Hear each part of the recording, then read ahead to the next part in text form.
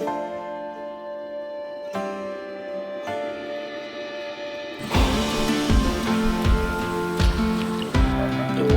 is how Jimmy breaks a leg.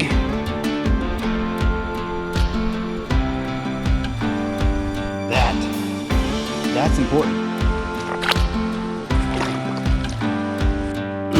Milk chocolate covered mussels.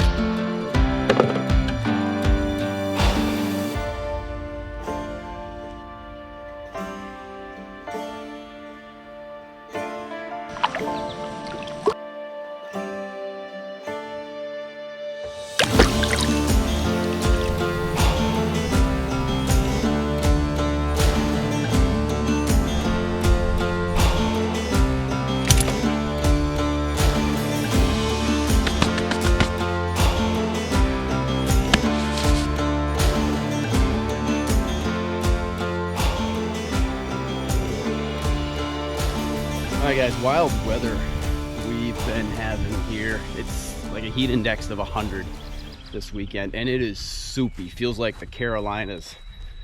Yeah. So, what I want to work on today, one of our 86 Moto4 200cc units, the blue one, the clutch. So Anne-Marie's been complaining of it losing power on the trails when it gets warm. I romp on it, seems fine. So it's been a little elusive. We bought this back when we were dating. I'm going to say probably 2007, somewhere around there. And the fella had just rebuilt it, but he didn't do the clutch friction plates. And there's two clutches in here. There's a primary and secondary. There's friction plates and there's a centrifugal clutch. So I was moving things around, kind of cleaning up the other day, and I went to shift it into first, and nothing grabbed. Real smooth, kind of shifting on the clutch lever here. Just really no resistance. Neutral. Yeah, it's real smooth. That's neutral. There we go. So I'll start it up and see if it does that again. But what I'm going to end up doing is like I've done on some of the other Moto4s, I'm going to tip this on its side and pull off the clutch covers and see if I can do this without draining all the oil. It'll be the first time I've done this on the Moto4. I've done it on the 350s. The 350s have, you know, an oil tube up here that has to be disconnected. I see here there's some infrastructure for, looks like the starter. There's nothing behind this cap. This is decorative filter, and then I'm expecting to see two clutches behind here. I'm going to expect the clutch plates and a centrifugal. So we'll see. I might actually have to take this off as well. But let me start it up and see how it's acting today. See if I can replicate this for you before I open it up.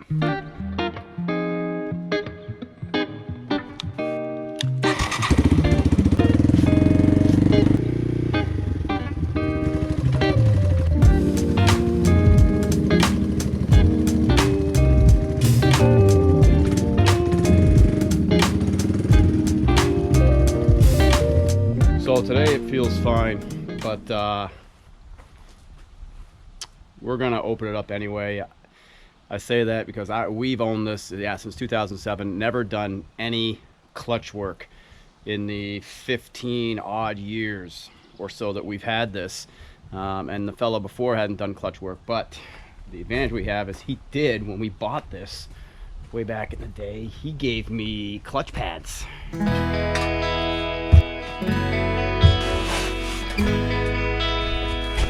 Gave me these Japanese quality, and these were, let's see, oh look, there's a date, June 6th or June 8th 2008. So we must have bought this in and around that 2008, and he had just rebuilt it, and compatible with the YFM200DX, which we're doing. The YTM 225T, that's the three-wheeler, and then a couple of the four-wheelers. Looks like the 250, oh boy, yeah, a couple of 250 YFMs. And if we take a look at these, I've got 5 plates. Yeah, brand new looking. They literally have been sitting in my shed then since that 2008 or so time frame. And springs. Heavy duty clutch kit made in Japan. I mean, this is funny. The date on here is June 4th, 2014. Didn't get these in 2014. Came with it, so maybe these dates don't actually mean anything. Also noticing there's 4 springs in here, not 5. So I'm interested to open this up and look at this clutch kit because I'm used to seeing 5 springs. Let me go, let's get this thing tipped on its side and see what we can do to break out some of these bolts. I've never had this motor open. Could be interesting.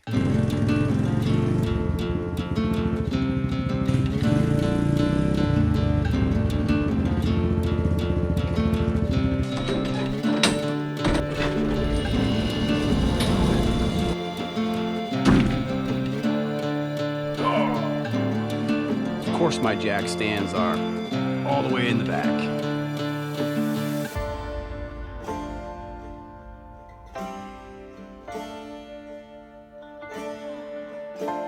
Oh, this is how Jimmy breaks a leg.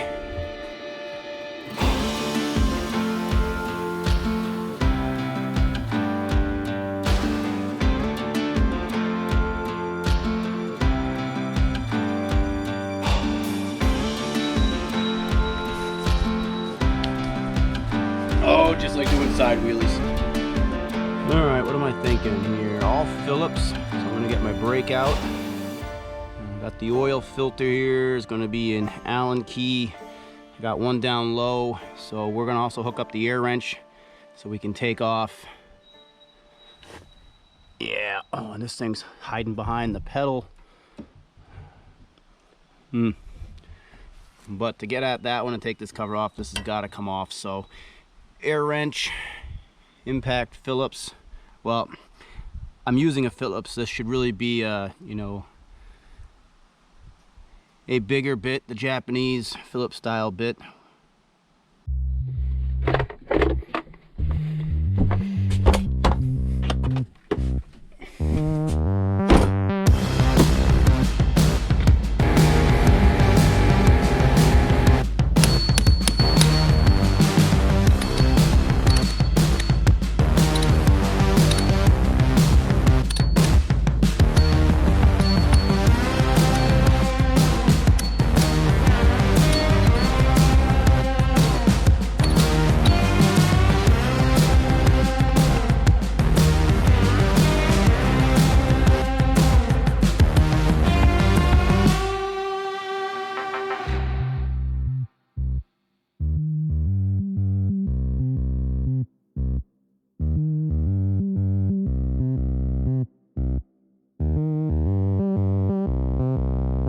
Alright, I'm actually not going to pull this pedal off to do this because I not only would I have to pull off that E-clip, but I'd have to disconnect all the springs and everything. I don't necessarily feel like doing this. I'm going to put the E-clip and washer back on there, and I'm just going to grab this with an open face to make my life easier. Alright, I'm going to use vice grips. Why vice grips? Went out boating yesterday. Tons of fun on the Connecticut River. All my tools and my big open face and all that are all in the back of the boat, which is sealed up under cover. And I don't really feel like opening that all up, especially considering I think it's about to rain. So we're using this. I like that already because as soon as I loosened the nut back there, I could spin everything and I can get at my last Phillips here, loosen that up, and I can spin this back out of the way to get this cover off. Makes my life, again, a little bit easier. Got to break all these out, though. I won't be able to take this cover off without taking out these Allens because these reach all the way through this cover back into the case. A lot more extension than I needed here. This is a 5mm. There we go. Nice and loose. Should be loose because we did, yeah, oil filter on this last season. Ah, beautiful. I got a little bit of oil coming out and it looks black. I'm trying to do a clutch pack change without draining the oil. Well, maybe. So for future reference, this being the top, this is the long bolt that goes back into the case on this side, and shorter one, and then there's this thicker, beefier one down the bottom. sits in like so. I think what I'm going to do, rather than disengage the whole starter, is take these two bolts off here. I guess I could pull the whole starter right out at this point, but I don't want to open up any kind of can of worms if I have trouble getting the the gears to mesh back in after doing that. So considering these are broken out, we'll just make sure that we get our negative wire back on.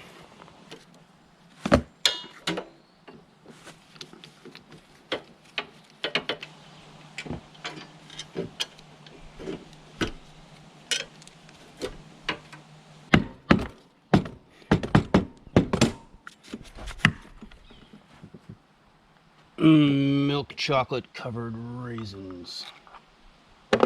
Perfect.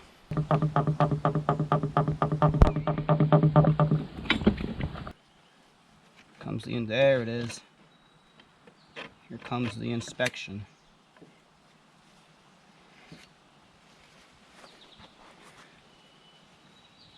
Alright, so we're going to order a new gasket because this gasket came apart in here today. We'll need a new gasket. This one came apart. Oil's pretty dark. So far pieces look acceptable. Okay, so it is a 4-spring system, which I was curious about. Initial inspection. Nothing looks bad.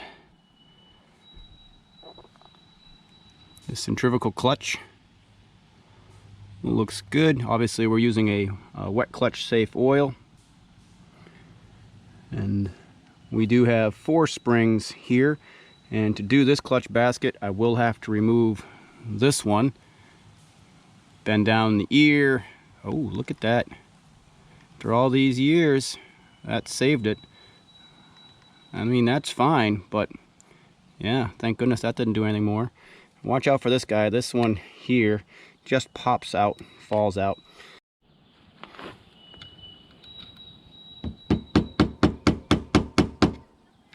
Now this piece here, I may just go on to partszilla.com and get a replacement. I don't want this ear to come off, and they do snap off after a few uses.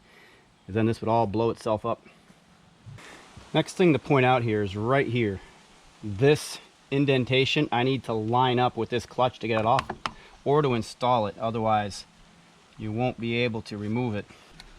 Better shot of it.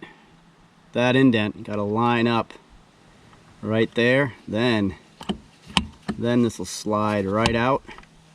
Oh, I went a little too far.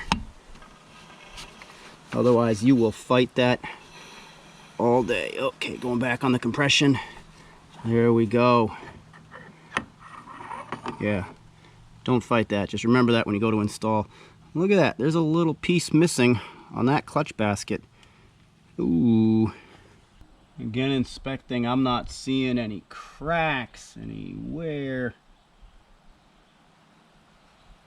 So here we go. So now I'm thinking slipping my clutch back in here to put this with some resistance so I can loosen these. Popping out gives me a good chance to inspect. Shoes look good. There's a little bit of grooving in there. It'll work better without those grooves. So once I get this other clutch off, I may choose to take this out, clean it, sand that down inside.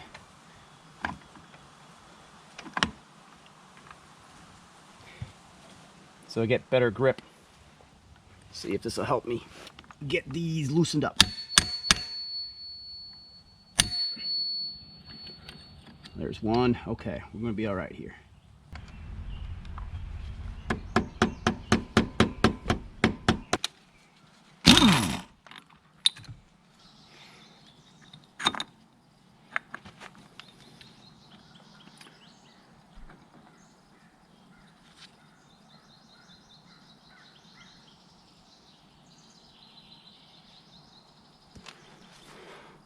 Looks pretty good. You can see just a touch of wear from those pads hitting the teeth on those friction pads. Not enough to want to clean up though.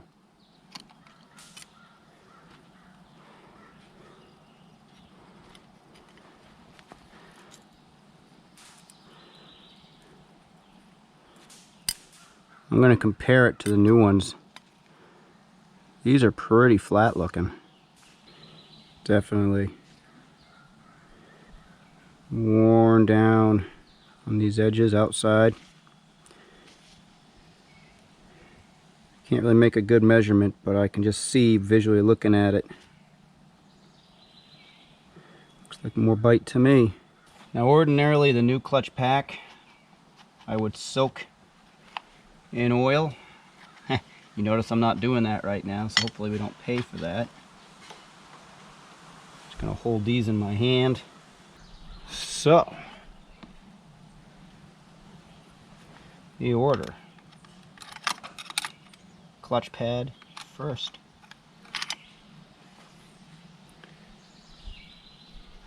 Now these clutch rings, unlike the blaster has a little nipple that sticks up and you stagger those all the way around. These are perfectly symmetrical, so it's just gonna sit right down in there. Next one, discard. These are thick. These are thick rings.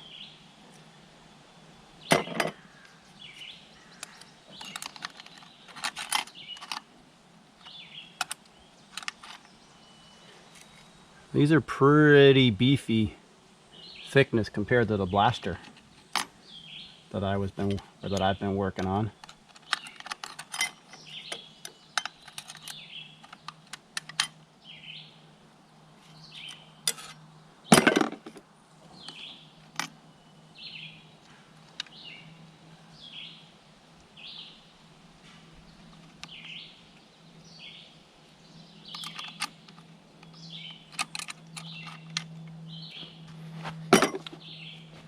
Now I need all these little teeth to line up nice and clean here for me to be able to get my basket to sit down in. Alright, this is what to watch for, because I've done this before going too fast. See, the outer basket isn't set all the way down here. I've got to spin this until it sits down flush. It should sit flush on these friction plates so that when you activate the clutch it pushes out and loosens. I've made this mistake before. I've tightened these down. You'll get no go if I don't get this set down flush. See a little better here. Looking for, oh, there it is. There's the arrow. That's going to allow me to get these teeth to mesh with these teeth. And there's my arrow. Ah, that's what we're looking for. Now it's all sitting down nice and tight. So there's an arrow on both sides there. Okay. Now I can put this whole assembly, and it won't matter where this arrow is in relation to the little dimple here, because I've got this basket assembled right. Do I? Oh, come on now.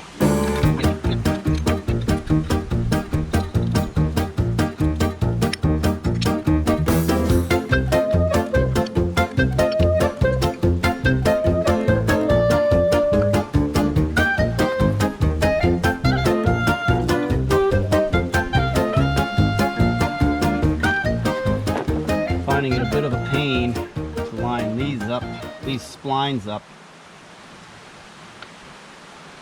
as I try to get this whole basket together in one piece. This has actually been the longest part of this whole process.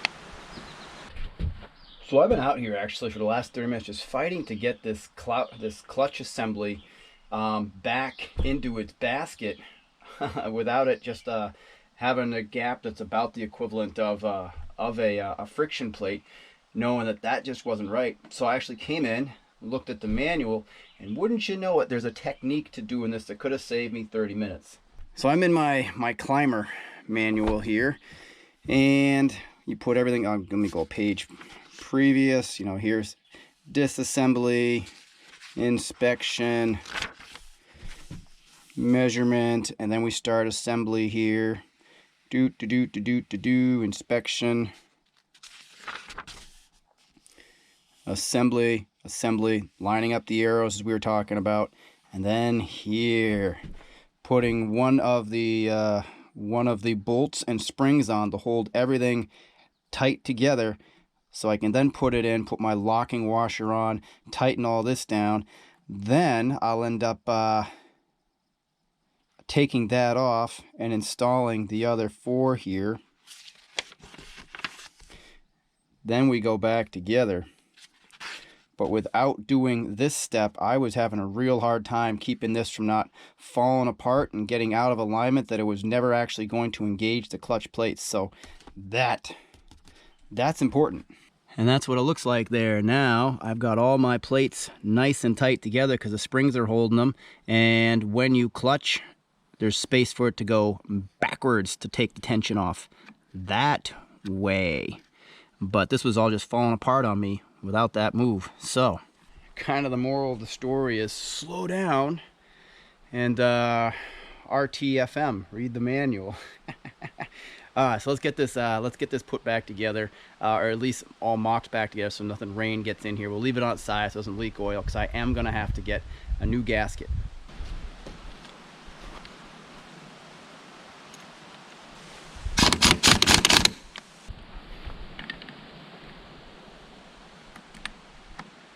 These are nice for doing these locking washers because these little teeth here can get a grip, so I can grab part of the nut and grab that, just whoosh. Handy way to do it.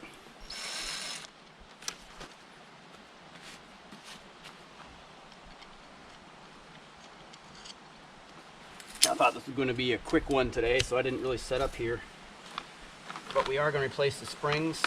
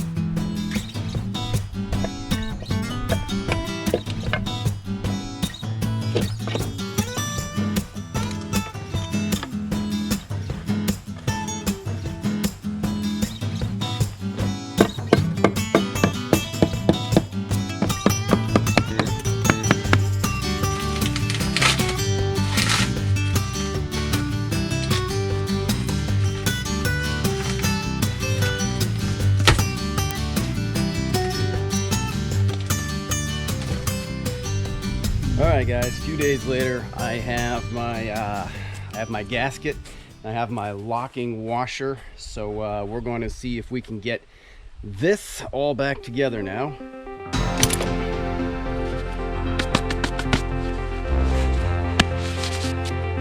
Covered it up because we had rain coming in.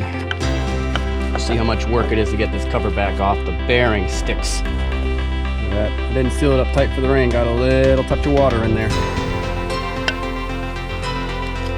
Gasket.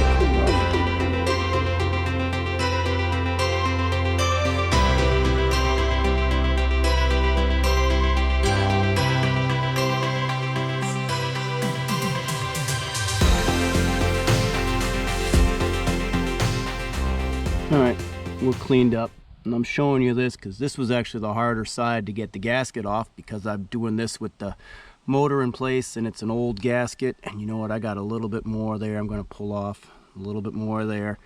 Now that I've wiped the edges all down to get rid of the oil, I can see where I still have some sticky spots. because I'm not going over this with sandpaper or steel wool. And obviously with the motor in here, we're not doing this on a flat surface to, you know, make sure the cases are mated. We're just cleaning this up. And then we're going to put it all back together. But yep, and right there, got a little gasket. I'm going to go over this whole thing one more time, get it a little cleaner, and then the gasket's going on. Here's our replacement locking ring. There we go. So I have all my tabs ready to go, because this tab, I was worried it was getting ready to snap off, and I don't want that clutch nut to come loose.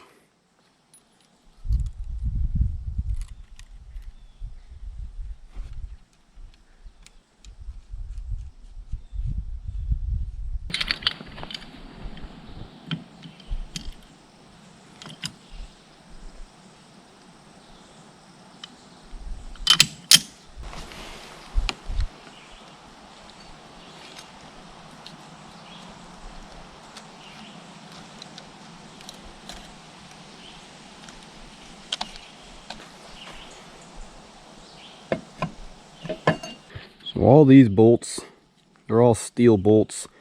They're all going in an aluminum head, so we're going to anti-seize everything here for the future.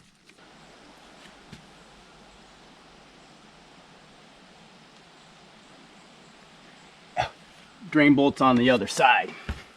All right, let's let it down.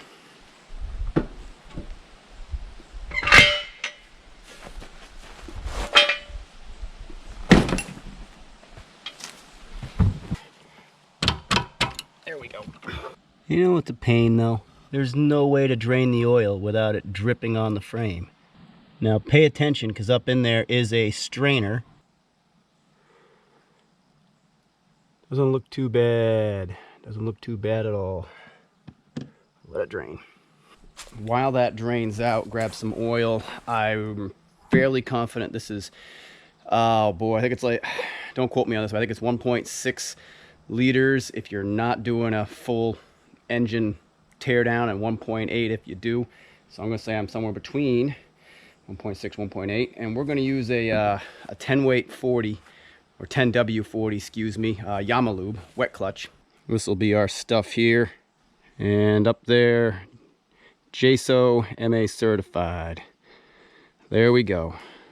And before I put the new filter in, let's just do an inspection here. If there's dirt caught in here, it's not metal shavings. It's just little dirt and grime, stuff that's probably come in through, I don't know, the oil check. I've never split this motor, never done anything than change the oil a little bit, so it needs it. And this has had a season and a half on it. Now I'll also mention here, putting the filter in, you can't get this wrong, because you can only go inside. You can't get this wrong. You can only insert in one direction because you have this tab on the cover. So you can't put the filter in backwards.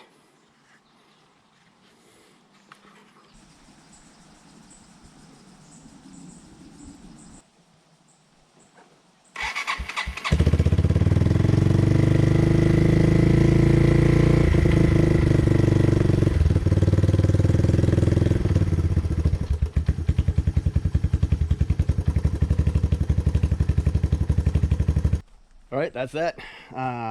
Yeah, there we go. New friction plates in there, new oil filter change. Had to do a new gasket because that gasket, boy, that gasket I've never changed. And again, bought this so many years back, 15 years or more.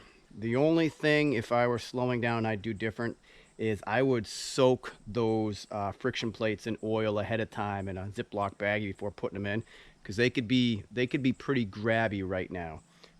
Worst case scenario, it causes damage. I'm not anticipating that because we have the secondary clutch, so there's a lot to kind of take up impact. But if you're really doing this right, soak the pads first. But for now, let's see if that improves upon Anne-Marie's clutch slipping problem.